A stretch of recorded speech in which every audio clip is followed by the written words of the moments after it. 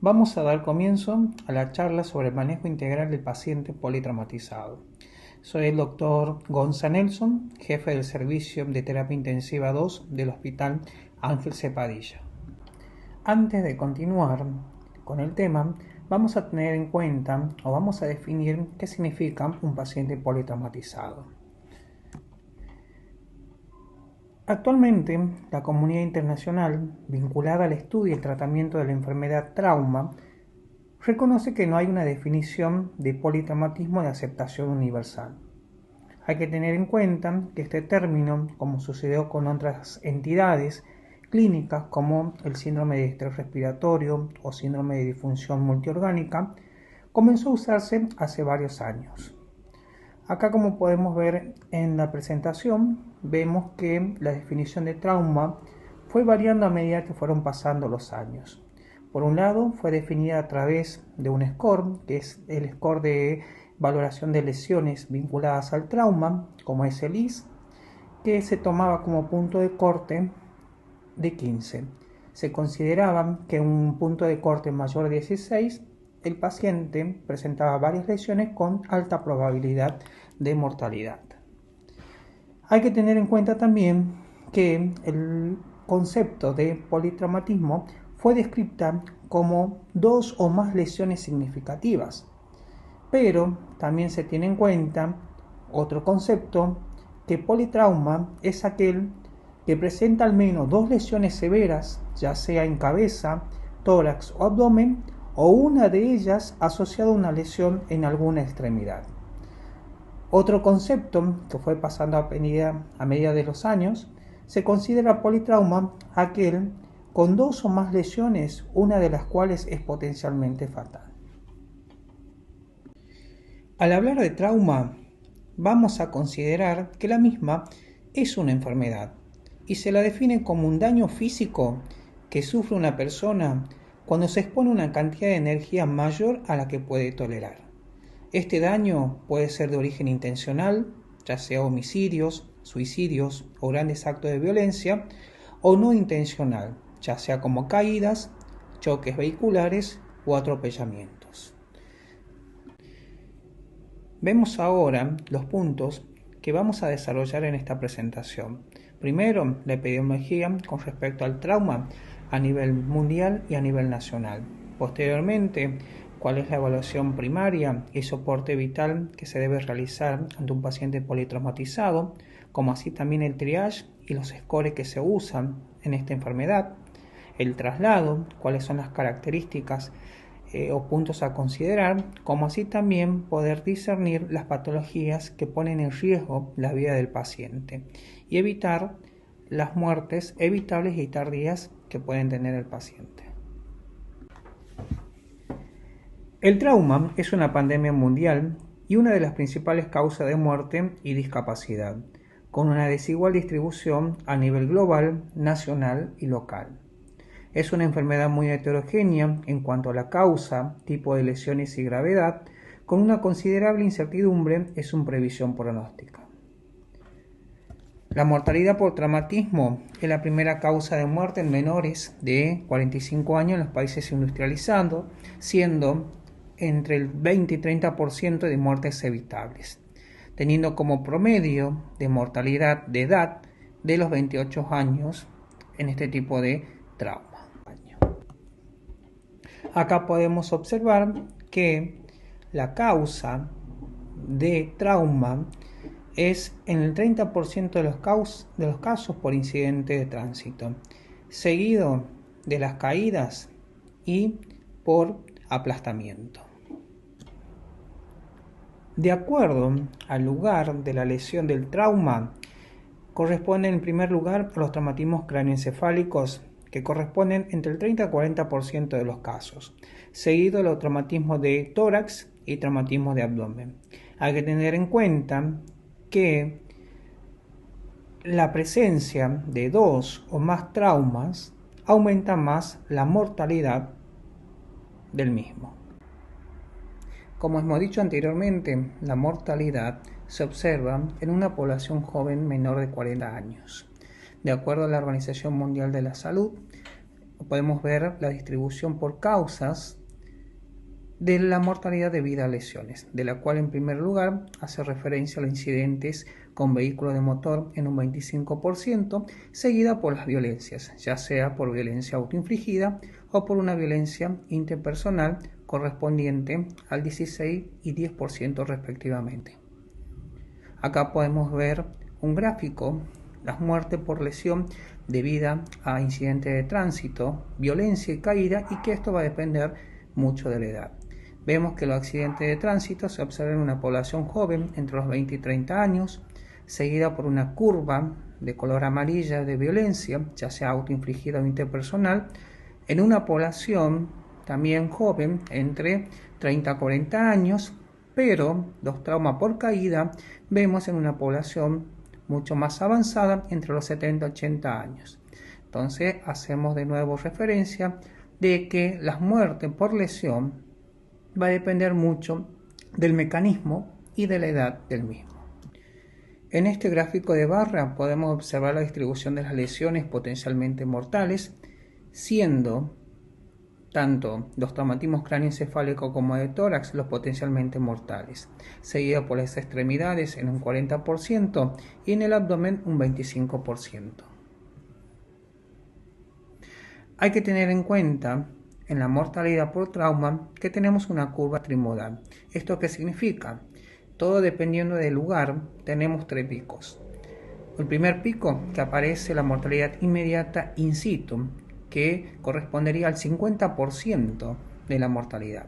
Un segundo pico, considerado como la mortalidad precoz o la hora dorada, entre las 3-4 horas a 2-3 días, y que corresponderían al 30% de mortalidad. Y por último, el tercer pico, que son las muertes tardías, que pueden ser en días o semanas, correspondiendo entre el 20 y el 30%, y que estos generalmente son causas de sepsis o infecciones o disfunciones multiorgánicas que pueden tener.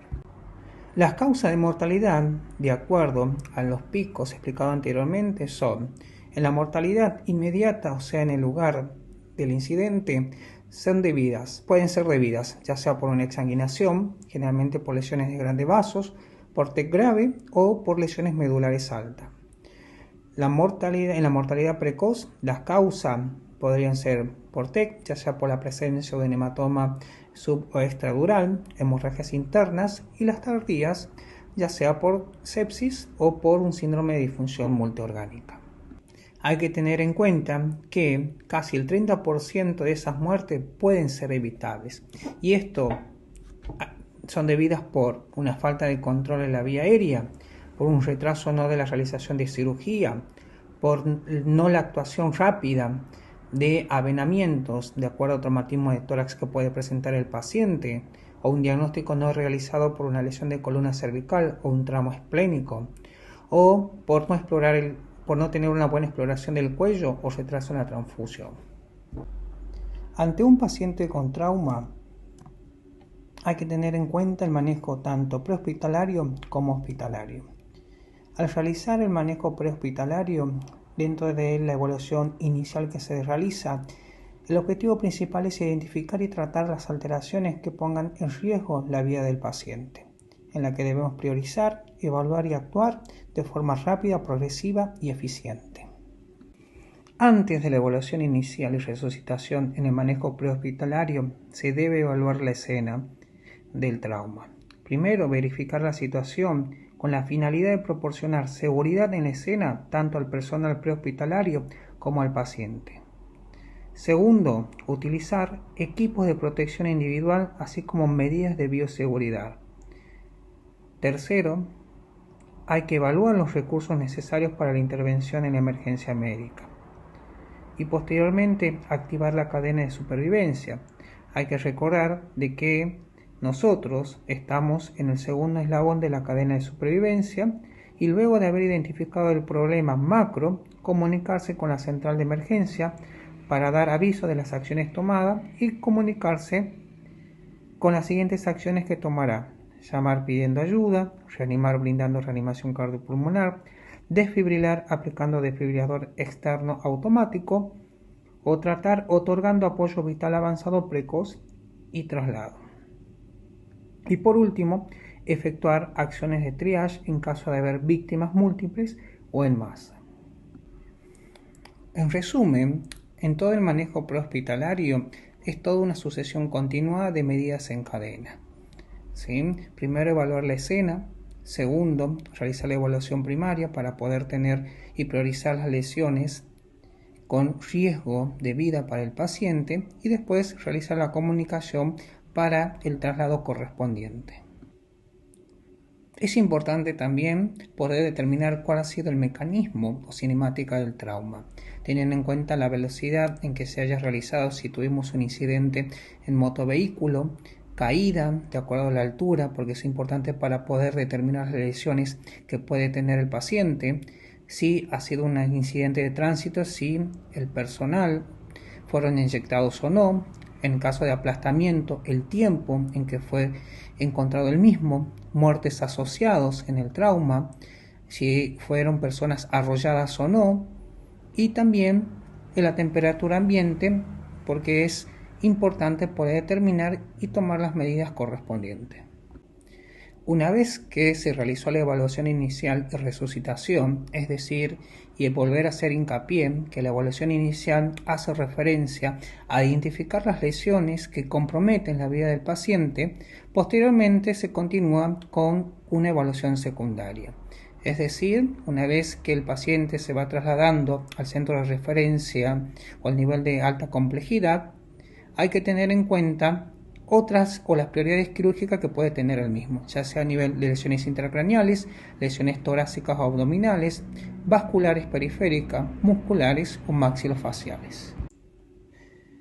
Las situaciones prioritarias a tener en cuenta son los pacientes con un TEC grave ante la imposibilidad de protección de la vía aérea en la que debemos controlar la misma y evitar daño secundario con respecto a la columna cervical. Ante una hemorragia grave en la que debemos actuar, realizar la resucitación con la reanimación de volumen, como así también el control de la hemorragia externa. Y también considerar como situación prioritaria aquel paciente con una insuficiencia respiratoria aguda, determinando aquellas lesiones torácicas que comprometan la vida del paciente, con la necesidad de colocación o no de intubación orotraqueal, un drenaje torácico y el apoyo de oxigenoterapia correspondiente. Vamos a hablar acá de dos términos que hay que tener en cuenta que son muy diferentes. Uno es el Scope and Run and Stay and Play. Básicamente sus diferencias surgen de su implementación en distintas realidades y escenarios, como también las características de las lesiones, los recursos disponibles en el servicio de emergencia o incluso los factores socioeconómicos que determinan a la figura que realiza la atención inicial del paciente.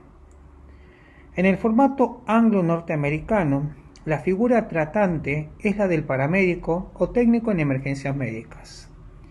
Estos técnicos están específicamente entrenados y capacitados para comenzar tratamientos protocolizados de diversas lesiones, así como ayudar en la administración de medicación propia del paciente o prescripta por un médico. Como su nombre lo indica, no son personal médico, por lo tanto su accionar está limitado no solo por el equipamiento de la dotación en sí, sino además por su nivel de certificación aptitudinal y las reglamentaciones que rigen en su lugar de trabajo.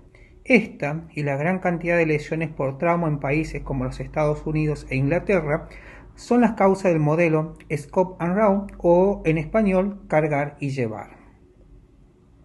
La solución definitiva de las lesiones en la mayoría de los pacientes traumatizados graves se encuentran únicamente en el quirófano y deben ser trasladados hasta el mismo en las mejores condiciones posibles, evitando demoras innecesarias. Por otra parte, ciertas maniobras de emergencia pueden ser ejecutadas por estos técnicos mediante autorizaciones del personal médico, vía contacto radial. Este formato de atención, es necesario aclarar, se desempeña en su mayor efectividad al implementarlo en un ambiente urbano donde abunden los hospitales y la logística de traslado sea propicia, permitiendo un tiempo de derivación a la dependencia médica inferior a 10-15 minutos. Fuera de un escenario con las características anteriormente citadas, la efectividad del formato cae considerablemente. Cabe aclarar que la mayoría de las ambulancias en este sistema no están medicalizadas, si bien existen excepciones, ambulancias como de soporte vital avanzado y evacuación aeromédica. En cambio, en el formato franco-germano, el sistema está prácticamente medicalizado, desplazando de forma casi total al paramédico. De hecho, en lugares como Francia o Alemania, no solo es infrecuente encontrarse con este tipo de personal, sino que su accionar está severamente restringido, impidiéndole realizar gran cantidad de maniobras invasivas en el terreno a menos que exista una presencia médica física en el lugar. Es decir, la figura tratante es predominantemente médica, ya se trate propiamente de médicos o enfermeros con especializaciones o no en medicina de emergencia. Esto se debe a una predominancia de consulta y patologías de índole médica, en donde resulta más necesario un diagnóstico médico preciso y un complejo tratamiento inmediato, en el lugar de un tratamiento in itinere y una derivación inmediata que podría saturar al hospital, sumado a una mayor disponibilidad de recursos destinados a los sistemas de emergencia médicos prehospitalarios. Es bajo estos factores condicionantes que el factor stay and play, o en español quedarse y jugar, tomando protagonismo en Europa por sobre todo ante el cargar y llevar de la región anglo-norteamericana.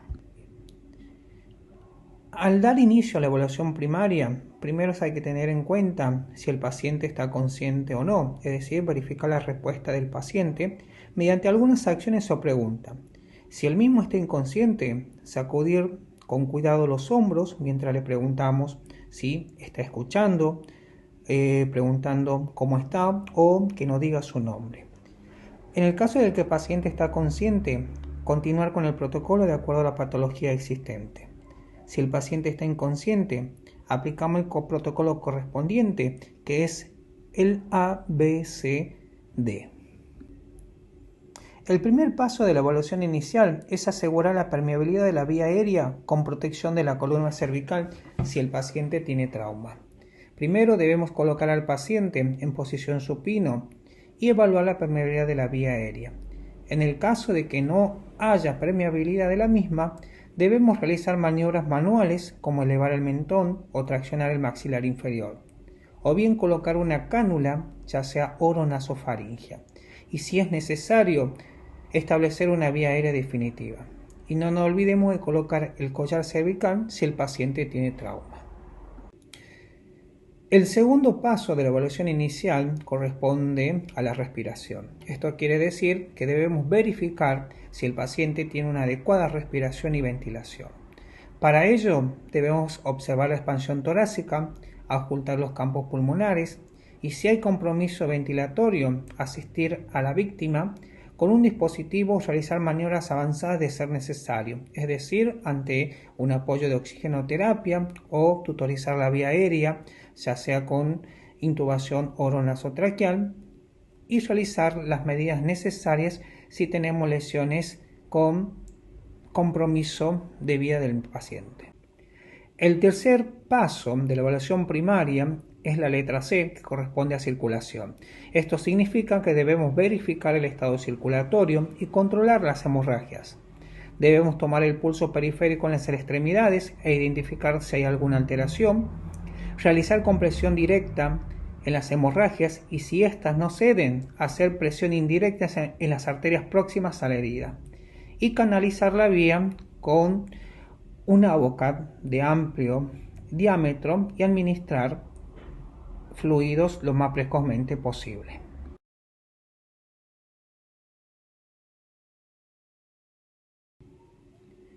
Con respecto a la letra D, hace referencia si hay o no un déficit neurológico.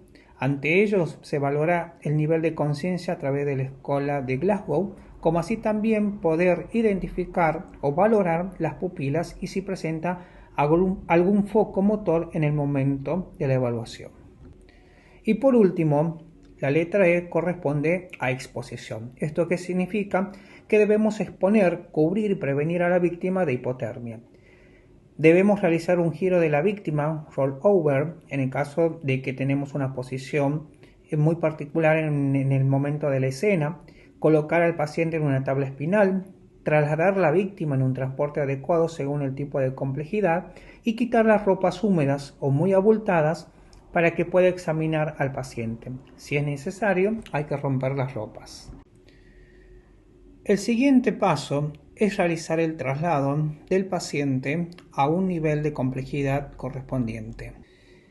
Para el traslado hay que tener en cuenta a través cuál es el medio de transporte adecuado, ya sea terrestre o aéreo, el personal y el equipo correspondiente y sobre todo haber una comunicación tanto para el inicio del traslado como el lugar de recepción.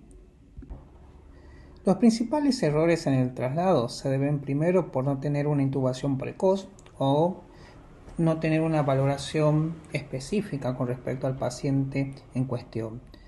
No estabilizar al paciente antes del transporte, no valorar una presencia de hemorragia activa, no valorar aquellas lesiones con un compromiso de vida del paciente o no considerar lesiones cerebrales secundarias. Ante esas situaciones no se debe considerar el traslado.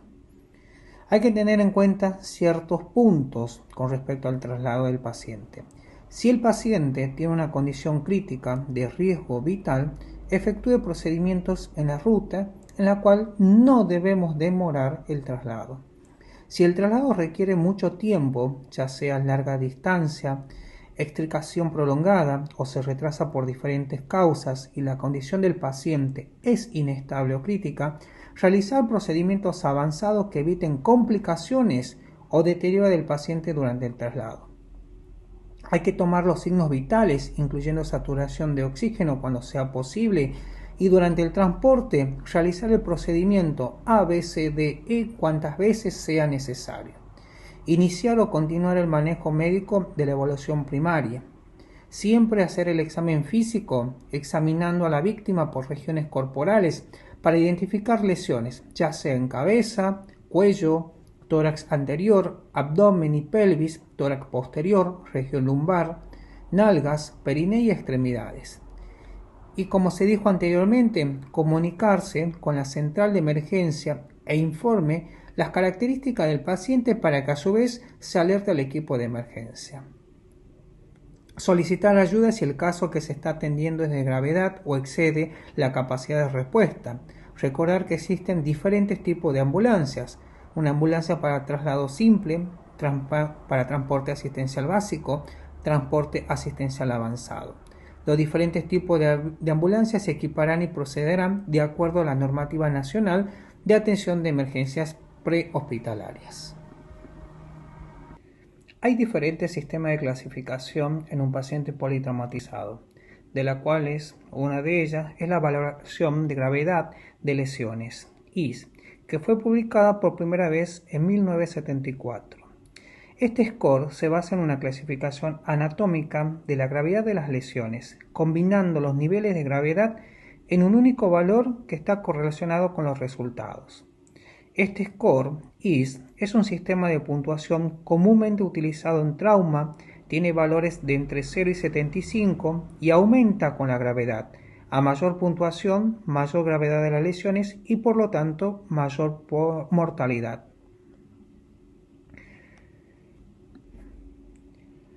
La evaluación secundaria se lleva a cabo cuando la evaluación primaria se ha completado y la vía aérea, la ventilación y la circulación se han estabilizado. La evaluación secundaria es un examen completo de cabeza a pies en busca de lesiones que amenazan la vida y las extremidades. Si hay un deterioro significativo en la vía aérea, la ventilación o la circulación, suspender la evaluación secundaria y se debe atender los problemas más urgentes. Las pruebas diagnósticas especializadas pueden ser realizadas durante la evaluación secundaria para identificar lesiones específicas. Al realizar la historia clínica, se puede usar una regla de mnemotecnia útil para este propósito, llamado AMPLIA o amplio o con su término en inglés, que significa la A de alergias, la M de medicamentos usados, P de patologías previas o embarazo, L de últimos alimentos, y la E de eventos o ambiente o eventos relacionados con el trauma. La evaluación secundaria se inicia a través de un examen físico segmentario, comenzando por la cabeza, evaluando su estado neurológico, los ojos, la base del cráneo, si presenta o no scalp o alguna alteración en la parte facial. Hay que valorar las pupilas y si presenta algún foco, valoración sobre todo del nivel de conciencia a través de la escala de Glasgow. Y si se puede realizar una imagenología a través de la tomografía y posteriormente determinar otros monitoreos de acuerdo a la lesión que se encuentra. Al realizar el examen segmentario del cuello se deben ver lesiones secundarias que pueden haber, examinar o hacer una valoración motor y sensitiva, movimiento en bloque, el uso del collar cervical y sobre todo realizar imagenología a través para la columna cervical. Con respecto al tórax, se debe realizar un examen físico minucioso a través de la inspección, valorar todo lo que se dijo previamente, con el apoyo de un oxígeno suplementario, realizar la imagenología correspondiente y sobre todo a través de identificar si hay lesiones a nivel miocárdico. Con respecto al abdomen y periné, también realizar un examen minucioso a través de la inspección y se necesita colocación de sondaje ya sea nasogástrico, urinario y lo más importante realizar el ecofaz dentro de las primeras horas del evento. Hay que tener en cuenta de que la cirugía urgente o una laparotomía exploradora se debe realizar con ciertas características, ya sea el paciente presenta un abdomen agudo o en tabla, la evidencia de aire libre, intraperitoneal, rotura de diafragma, evisceración o traumatismo penetrante, que se realiza no solamente con el examen físico, sino también a través del ecofaz. Y con respecto al abdomen, huesos y tórax, sí,